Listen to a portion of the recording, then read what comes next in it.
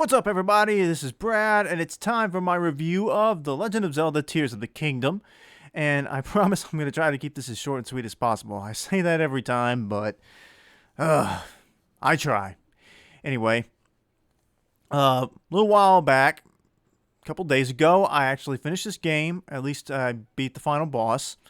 And I have two things I want to talk about, and that is, first of all, the Tears of the Kingdom as a game, and Tears of the Kingdom as a story, because I think it excels at one thing, and it kind of has some issues in the other. But first and foremost, as a game, if it's fantastic, great game, loads of fun. It did everything that Breath of the Wild did, but bigger and better. A lot of the issues I had with Breath of the Wild, and which I said, at the time, were mostly nitpicks. Like, I wish there were more monsters. I wish that all of the bosses from, all the bosses in Breath of the Wild, with the exception of Master Koga, and then the DLC final monk boss, all of them are just different iterations of Ganon. And I was like, I wish we had some more variety here. Well, Tears of the Kingdom feels a lot more like, in that regard, going back to what people loved about Zelda, the different types of enemies, the different kinds of bosses you can encounter, but also still taking that strength of the open world that Breath of the Wild had and, expanding on it. We have actual temples in this game now, in Tears of the Kingdom, and they made it work with the open world nature of the games. So, it can be done. You can have your traditional Zelda temples and still keep the exploration, focus that these two games have wanted people to, experience. And I think they did a great job with that. Of trying to, it's like they saw what people were saying, like, I love Breath of the Wild, but I kind of wish that we had dungeons again instead of just the shrines, because the divine beasts, yeah, they're technically dungeons and they have a boss, but they all feel almost exactly the same.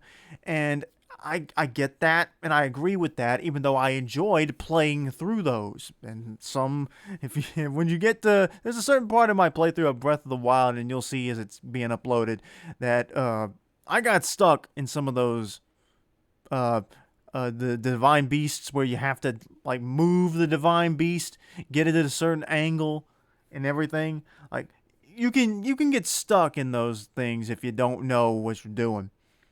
But, anyway, I brought up the enemies. I was surprised to see Gibdos back, although they look more like Redeads to me, but they basically have always functioned as, the same enemy. Granted, Gibdos were in the original Legend of Zelda, not Redeads, so it makes sense that they would want to do that. So maybe they thought, is there really a need to have Redeads and Gibdos? To me, it's like they fused them in a way. Although I still think that the Gibdos in Tears of the Kingdom look more like Redeads. But anyway, the exploration is just lots of fun, and you've got now the big thing, and this is spoilery stuff. I guess I'm late to say that, but anyway, so if you're worried about spoilers for the game, get out of here now before I spoil any more of it than I haven't already. But you've got the sky level, you've got base Hyrule that was there from Breath of the Wild, and now you have the depths. One of the things I said about Breath of the Wild and Hyrule itself was that it's beautiful, it's massive, it's fun to explore, but there's nothing to find, you can go into this gigantic world, and it's so cool to see the references to past Zelda games and to see all the detail and everything, but there was nothing there. It's just cool to see. And so it felt like, yeah, we have this big, beautiful world, but it's so empty. We're all like, and that's one of the reasons why I brought up the lack of variety in monsters you encounter and the lack of variety in bosses. Like this gigantic world that you've created, and there's just no diversity. There's no diversity whatsoever. And so I wanted to see them add more to that. And thankfully, well, like I said, with the monsters, the exploration here is also very fun. There is stuff to find now in Hyrule. There's stuff hidden everywhere. I've seen other people who reviewed the game say, like, I was trying to do one particular quest. Maybe I was trying to run through the storyline quests, but then I would always find one or two or three side missions or come across something on the side over here that would take me away. And, like, I'd be like, and I'll set the main story aside for now because this is more interesting. Like, that's cool. It's good. It's good that they actually took this giant world that they made even larger by adding, a sky part and an underground part to it, and giving you tons of stuff to find.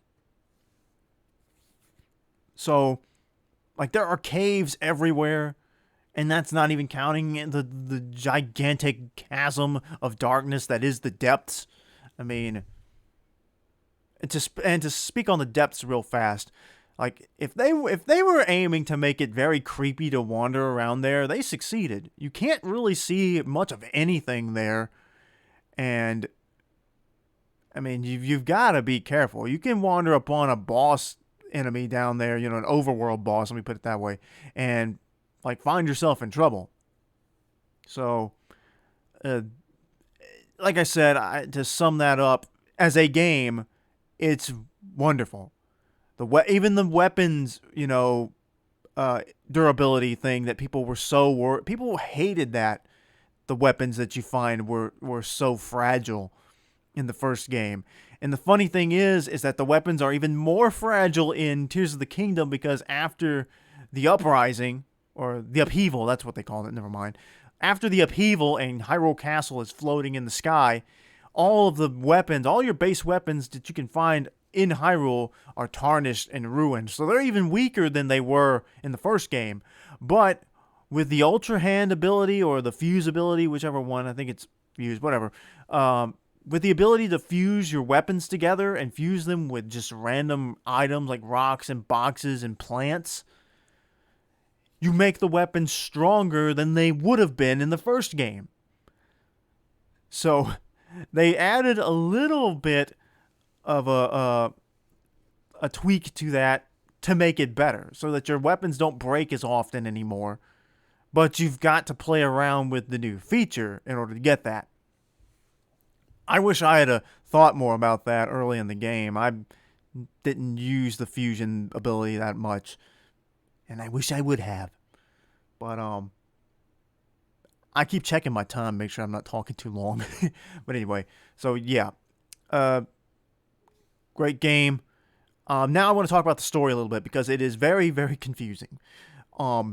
If you care about the Zelda timeline, and you like theorizing about Zelda lore, this game will likely drive you crazy by trying to figure out when exactly does it take place. Now, we know Breath of the Wild supposedly takes place at the end of the Zelda timeline, where all three of the split timelines from Ocarina of Time reconverge, and doesn't matter which timeline after Ocarina of Time, the events of Breath of the Wild are going to happen exactly the same in every timeline.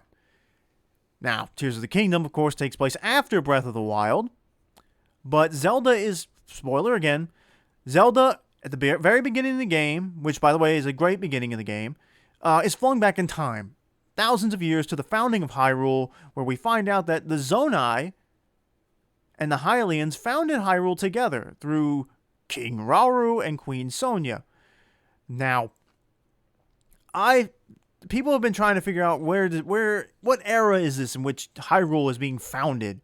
It's the very first Hyrule. Now, you got to remember that Breath of the Wild takes place so far ahead, like past all the other Zeldas, that from what I think it's officially stated, that all the previous Zelda games are so far in the past that they're just legend now.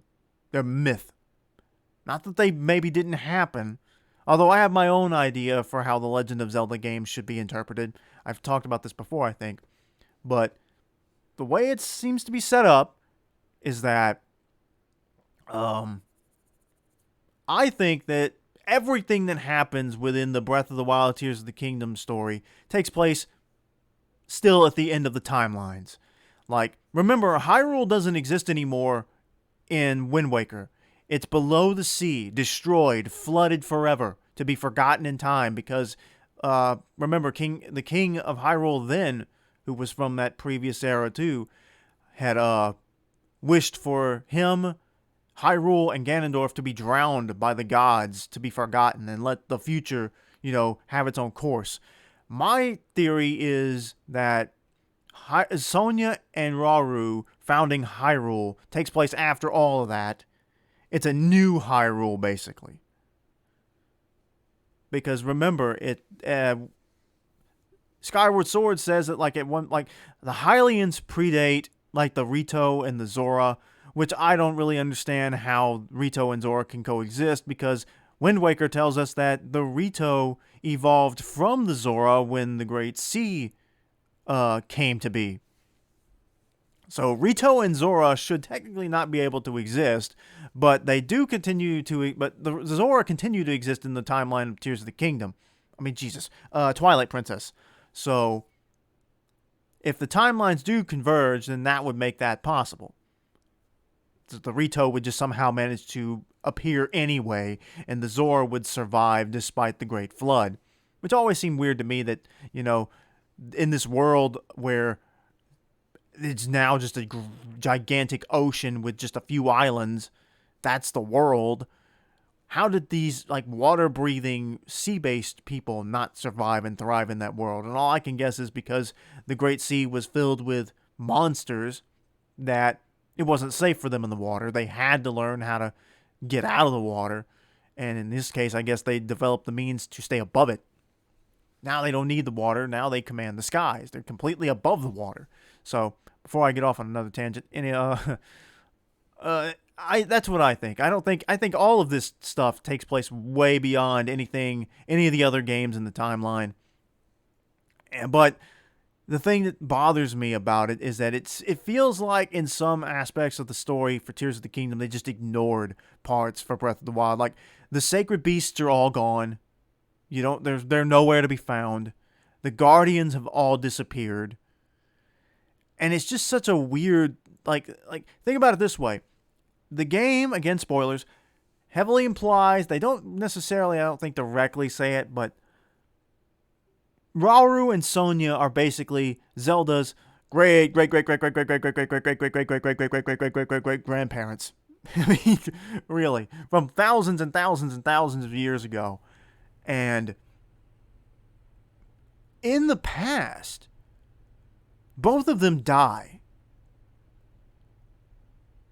We see Ganondorf kill Sonia and Rauru sacrifices himself to seal Ganondorf.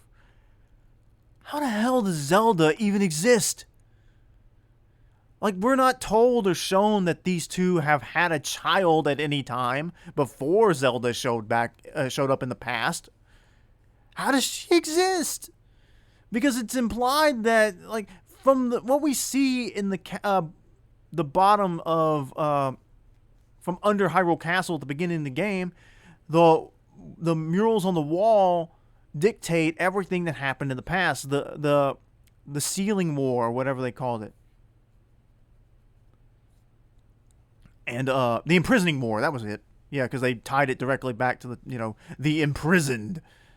A lot of references to demise in this game, but which I think that I'll get to that in a second. Anyway, all those events happened in the past, but Zelda wasn't in the past up to this point, because remember, Breath of the Wild still implies that a lot of the old traditions of the old game, like the Hyrule royal family, they have a child because it's said that every daughter of the king is named Zelda after the it's tradition. They just always name their daughters Zelda, and then eventually one comes along that's reincarnated from the goddess.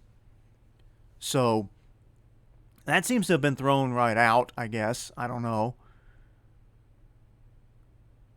But it's kind of weird, though. Like, Zelda is supposed to be the reincarnation of the goddess Hylia.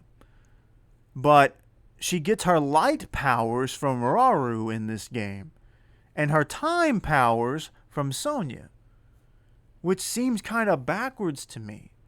Because remember that Hylia, that the people of Hyrule, the Hylians, and the goddess Hylia directly, intertwine there. And that's where they get their name from. The goddess took their form. So, and I think it's funny because there's a cutscene in the English version of Tears of the Kingdom. I don't know if they did this in the others, but where Ganondorf refers to Sonya as a Hyrulean woman when mentioning that Rauru decided to take a mortal wife, and took a wife from a different race of his own, which I guess Rauru wouldn't have had a choice. Only he and his sister were left. But as far as the Zonai are, but Ganondorf referred to Sonya as Hyrulean, and I don't think that's the appropriate term for them. They're Hylians. That's their race. Hyrulean would be anybody who lives within, the kingdom of Hyrule. I think that was just a mix-up there. But anyway, it doesn't make sense to me that Sonya would be the one who controls time, because... And then light would be from the Zonai. Like, I don't know. That just seems sort of weird. And that's why I think that this game didn't really take much care, or not care, but like, they weren't too concerned about inconsistencies. They just wanted to tell a story. And, but it also is kind of weird that, like I said, I don't know. It just seems like Zelda getting her light powers from the Zonai. I don't know. It's unless Hylia was actually of the Zonai, that would make more sense. But I don't know why then she would reincarnate as a Hylian. So who knows? A lot of this stuff is just not super clear, and they do that on purpose. I guess I think because they don't want to explain everything. This is a legend of Zelda, so legends may not necessarily be completely accurate. And plus, I just don't think that the game would allow them to explain everything in the amount of detail they wish they could. But anyway, that's where my theory is that all these Legend of Zelda games, the reason why they follow such a, similar path as far as like the reincarnated hero, the goddess reincarnated, and then the demon king forever entwined in battle, I think that some of these games could be interpreted as just different versions of the same story. The other thing is that Ganondorf really doesn't feel like a very interesting character in this game. Like, he's pretty much the same Ganondorf from Ocarina of Time. He's evil, he wants to rule, he wants to be strong, or he wants all the power, and that's pretty much all there is to him. He's just a bad guy. And the key showcase for that is at the very end of the game, where you finally find the authentic Ganondorf down below Hyrule Castle, and he goes on this little thing where he talks about, like, this disgusting world of light. The world should be shrouded in darkness. Like, the thing about a character like that that's just evil and loves evil because he's evil, you need to make him cool. And, like, or interesting. Make him entertaining. Give him a personality. In this case, Ganondorf really doesn't have much of a personality. But he's got a cool factor to him. Like, the stuff he does and the way he presents himself is like, yeah, I'm this big tough guy and everything like that. And he's got great designs. All of his designs are cool. And the final boss fight with him is a great boss fight. It's a one-on-one duel, at least at first. Very similar to the duel with him in Twilight Princess. That was the very final phase of the Ganondorf fight in that game. It starts that way in Tears of the Kingdom, so it's flipped a little bit. But this battle actually feels really good. So the way it builds up, and then the musical cues and everything. Once Ganondorf assumes his Demon King form, you actually do hear the battle theme from Ocarina of Time. So that's very appropriate. But like I said, I wish there had been more to his story. You don't really see him much as the king of the Gerudo. There's only two instances in the game where Ganondorf leading the Gerudo is like, seen. And there's one scene where he orders an attack, a Moldoga attack on mainland Hyrule, and he's got a army of Gerudo behind him, and he does his arm out like this, like to signal, okay, begin the attack, and then one of the Gerudo behind him plays his flute that summons the Molduga. Or, is that how you say that? Molduga? Anyway, those big sand critters out there in the desert that you have to blow up. Yeah, those things. And then the scene in the castle throne room where Ganondorf pledges allegiance, or he swears false allegiance to Rauru in a scene that's kind of like redundant. One, it's obviously a reference to Ocarina of Time where he did the exact same thing, only Zelda's like, you know what, he says he's aligned with my dad, but I don't trust him at all. And we know she was right. It's very obvious. In this game, I think they make it even more obvious that he was up to no good because he's sitting there talking. He's actually talking to Rauru the whole time. He's like, when the Zonai came down from the skies, the people here must have thought they were gods. It sure is a shame only you and your sister are left. And he's like, gives this weird grin. And then Rauru, like, of course, he's like the most obviously evil dude in the world. And Rauru's like, even if something was to happen to me, my kingdom would live on. So basically telling me like, hey, I know you're threatening me, so just know that I know that you're threatening me. And then he tells him like, I appreciate your, this act of unity here, Ganondorf. You may leave. And Ganondorf just collects himself and his warriors, and he leaves. Like, it's a weird scene because they're both basically like, Ganondorf did that to threaten Rauru to his face, saying like, I'm coming for you, man. Like, you better watch your back. And Rauru's there in his calm and collected way saying like, yeah, I know you are. Like, it's like they were both trying to test each other's wit. Like, how good of a ruler, how intelligent are you? So there was a little bit of mind games going on from both of them. But one thing that did bother me about the false allegiance scene there is, as soon as Ganondorf is gone, Zelda turns to Rauru and he's like, you mustn't, like King Rauru, please, you must not trust that man. Like, I sense evil from him, and even his name is concerning. But she doesn't explain to Rauru why Ganondorf's name bothers her. Like, we know why it bothers her. Because Ganon is the name of the calamity that has tormented Hyrule for generations in the future. And now here comes this clearly like sinister guy who shares the name Ganon. But they don't explicitly say that. She doesn't, at no point in any of the memories does she explain that like what Calamity Ganon is to these people. In fact, the only, I think, explicit mention of Calamity Ganon in the game is a side quest where they retell the story from the old, the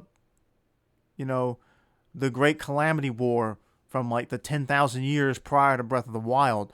Which, another thing about this game is I really thought Tears of the Kingdom was going to be about that.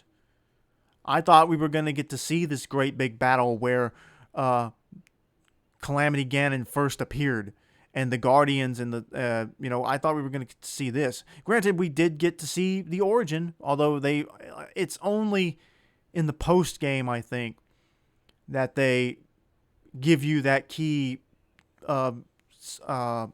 reveal that Calamity Ganon and Ganondorf are basically the same being or are tied to each other. You have to get a picture though of Ganondorf for the encyclopedia there in the game. But there's a nice little musical nod to that too. Like when Ganondorf first takes his Demon King form, I told you it plays the Ocarina of Time battle theme where you're doing the big tennis match that everybody sort of makes fun of, even though I don't have any issues with that fight. Uh,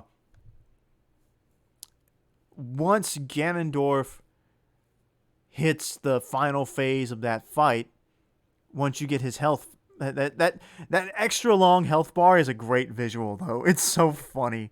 It's funny in a way that's not. I don't know if it was meant to be funny, but it is. It's funny, but it works for what they're trying to tell you. Uh, but once you get to a point where you've got him half down from there, Ganondorf will charge his power and knock back all your buddies. All the sages get knocked back. They're down for the rest of the fight. It's just you and the Demon King now. At that point, the Calamity Ganon theme starts playing.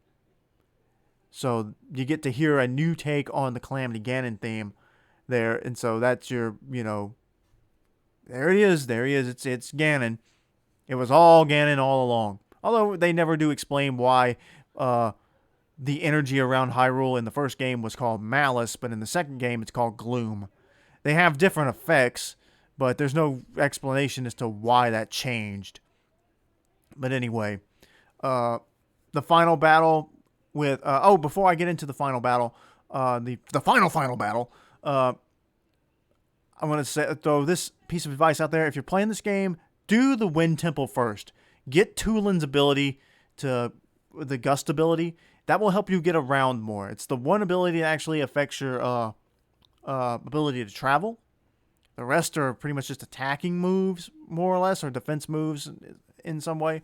But Tulin's can actually help you sail around with the paraglider to get a little bit farther with to manage your stamina. So do that first. And one thing like I said, and going back to the story bit again, like I'm kind of jumping all over the place, and I'm sorry for that. But after that, I really wanted to do Gerudo Town. I wanted to do that. I wanted to go awaken Riju. But the problem with that is that, again, despite the fact that this game's main villain is a Gerudo, they really don't talk about it much. Other than they acknowledge that once you beat the temple in Gerudo Desert, like, and you get the standard flashback that all the sages get when you beat the bosses of their respective temples, they just acknowledge that Ganondorf was their chief at the time. Nothing from Riju about, like, the fact that this Demon King was one of them. Like, they brought that up more in Breath of the Wild than they did in this game. Where Urbosa, once you free her divine beast, she talks about how legend within the legend that's been passed down through the Gerudo is that Ganon, this Calamity Ganon, was once one of them. And she says, I take that as a personal offense. She's like, that's a blight on our people. We have to fight back against him. Like, we owe it to everyone else to stop this monster. On one hand, we have to, on one hand, to clear our name, we need to stand against this monster. On the other hand, we're also personally offended that he would ever dare take our likeness. Like, how dare he? And then when you think about the fact that, like, the Gerudo tradition is every 100 years a male is born to them and that becomes their king immediately, like, you could say that that the spirit of Ganon took advantage of their customs to immediately seize power and then abuse that power and then use the power he has as the king of the Gerudo to try to usurp the entire kingdom and plunge it into just total darkness and destruction. So, like, yeah, of course the Gerudo would hate this being for, and that's one of the things I wish they would have done, because clearly in his time in the original, back in the past, Ganondorf had a good number of Gerudo were part of his army. We don't get to see what happens after that. All we know is at one point he's the king of the Gerudo, then he becomes the Demon King, and he summons all these monsters, and then that's the last you see of him with the Gerudo. Like, I want to do another video where I talk about, like, what I wish they would have done in this game that they didn't do. And I can expand on that a little bit. Maybe add some suggestions of my own.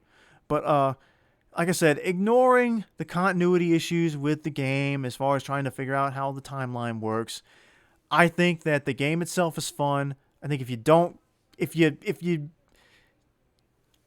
try not to care too much about the inconsistencies and the confusing parts of the story and worrying about how it aligns with Breath of the Wild, it's a great game.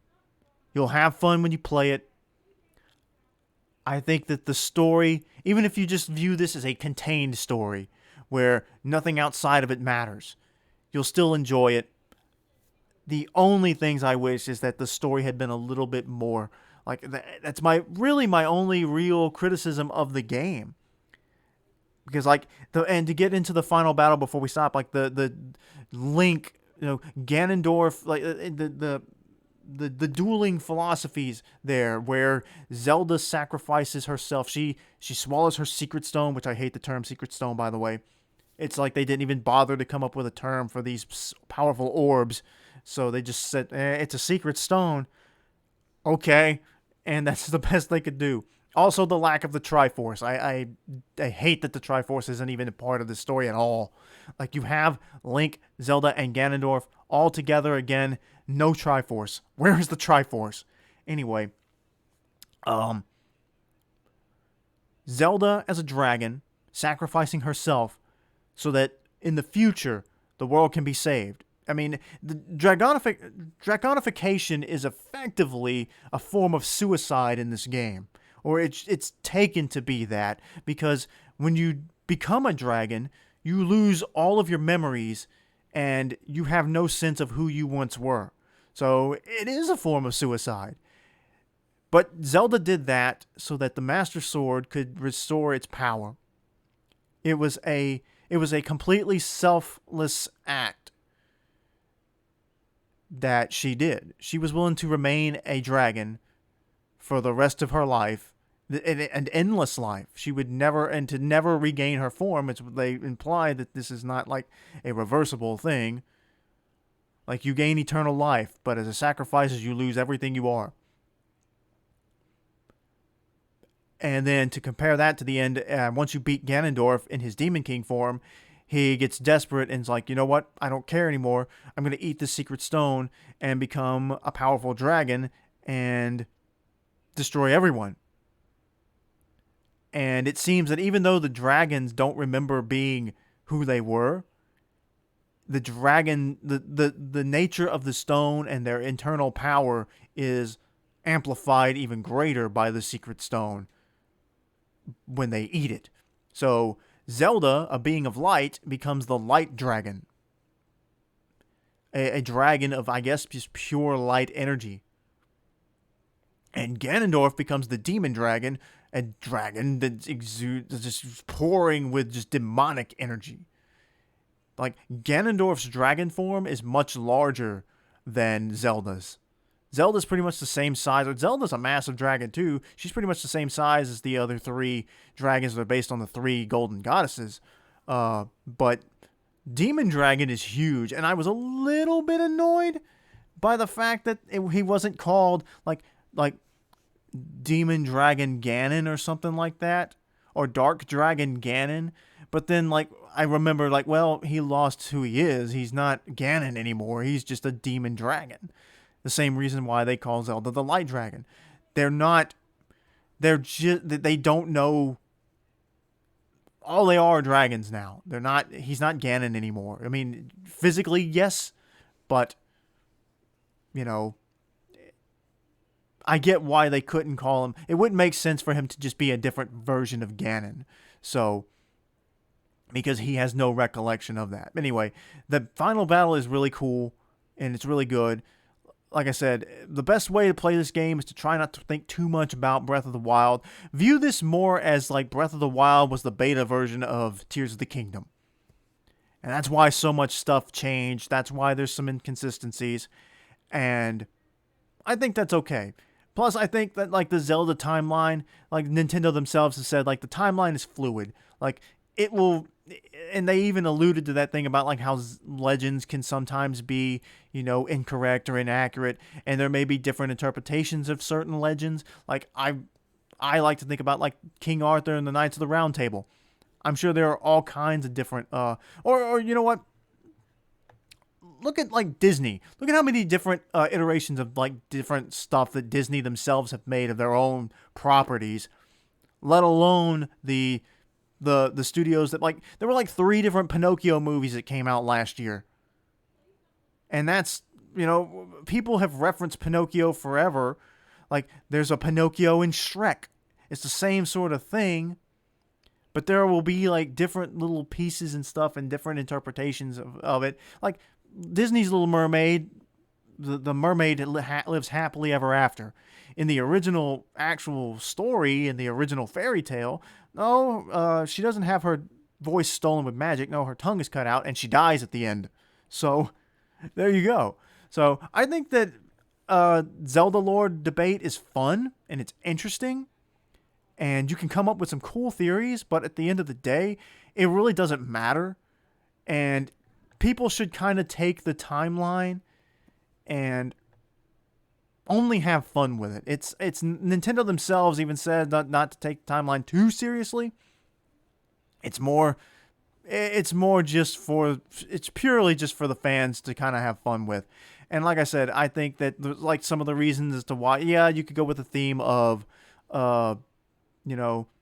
history repeats itself. That's why, that's why we have 2 games where Ganondorf is pledging allegiance to the King of Hyrule in different contexts. And then funny enough, this game also features Hyrule Castle floating over a gigantic hole in the kingdom, just like in Ocarina of Time. Ganondorf, like I said, it's an interesting idea, I think, to view each Zelda game as a different interpretation of the same legend. And that's why so much is, that's why so many things are similar, why certain things are named the same, but there are different interpretations of each one. That would allow them to, to have the freedom to change things without worrying a little bit, worrying too much about continuity.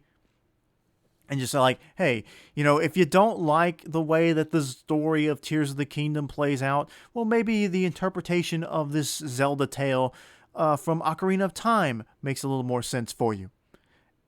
But like, there are still things that I think that they want to have some kind of timeline. Otherwise, they wouldn't have released one.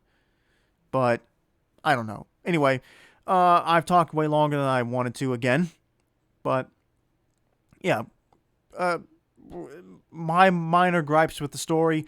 This is a better version of the first game, and I already liked the first game a lot. So if you liked Breath of the Wild, you'll love Tears of the Kingdom. It's a game where every gameplay aspect is an improvement, and the exploration is more rewarding. And unlike Breath of the Wild, where you kind of already know what happens in the story, the King of Hyrule tells you pretty much what happened, and you just get to go and experience little pieces. You get to see some personality from the champions. That's about all you get out of the memories of that. And you see Zelda struggle, which is, I will say that Zelda is actually a much more like relatable character in these last 2 games, as opposed to being like the goddess reincarnated. You see Zelda struggle with trying to live up to the expectations that everyone has of her, and the responsibility that, like, hey, like, I am a key part of the world's, of saving the world. I have to do the right thing, or I'm going to let everyone down and the whole world will be destroyed. So I think this Zelda is actually a very good character. So, yeah. Anyway, you've probably gotten tired of listening to me by now. What do you guys think? What were your thoughts on Tears of the Kingdom? Were you fine with the story as it was? What about gameplay? Would you have preferred the weapons not shatter at all? What about enemies? Were there any enemies that didn't make it back to the game? I saw some people saying that there still weren't enough variety in enemies, and I don't really agree with that. I think they added enough. At least they didn't just throw in like a new color variation of like the Lionels or whatever, the Bokoblins and Moblins. It could have been far worse. Each area has a unique boss to it. Each shrine does. Also, the Gloom Hands. God, that's a new interpretation of the Dead Hand. That if their goal was to make Dead Hand less creepy, I don't know that they necessarily succeeded. I think they just made it creepy, a different kind of creepy. Because the first time I encountered it, I was like, "What is this? What's happening here?" And the secret of them that I didn't know. Like, yeah, that's interesting. Anyway, I got to get out of here because I've talked too much. Appreciate you for watching. Like and subscribe. And check out my other videos. And look forward to the video in the future where I talk about some of the stuff that I think they should have added or changed for Tears of the Kingdom. Bye-bye.